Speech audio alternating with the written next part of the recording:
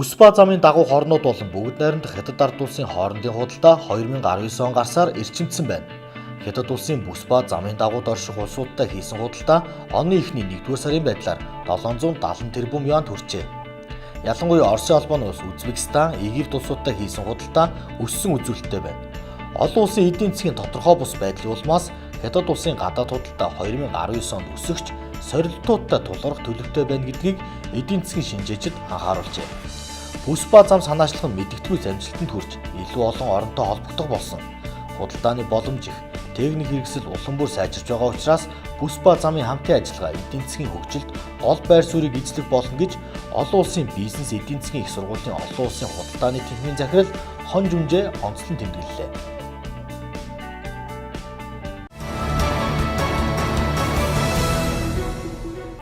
Египтийн нийслэл Каир хотод Каир олон улсын номын ярмаг 50 нэртэй номын худалдаа зохион байгуулагдаж байна.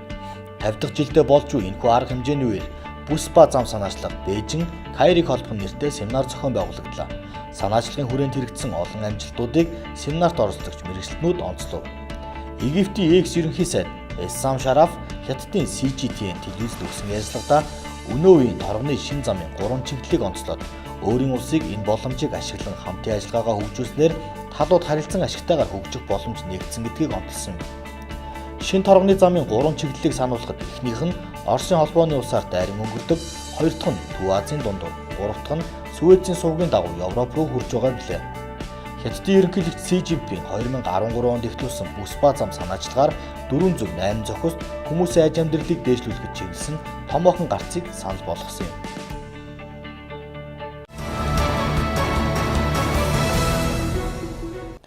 Бүс ба зам санаачлагад оролцогч 47 улсад үзүүлсэн Хятадын санхүүгийн бус экспортын хөрөнгө оруулалт оны эхний сарын байдлаар 1.3 тэрбум Америк долларт хүрчээ. Хилийн чандын 137 орнд бүгд найрамдах Хятад ард улсын санхүүгийн бус экспортын шууд хөрөнгө оруулалттай 973 компани үйл ажиллагаа явуулж байна. Хятадын компаниуд бүс ба замын дагуу дорших улс орнуудтай 4 тэрбум долларын өртөг бүхий инженерчлэлийн шинэ гэрээг байгуулжээ. Торгоны замын эдийн засгийн бүс болон 21-р зууны далайн торгоны зам нь бүс ба зам санаачлагын дор хэрэгжиж байгаа билээ.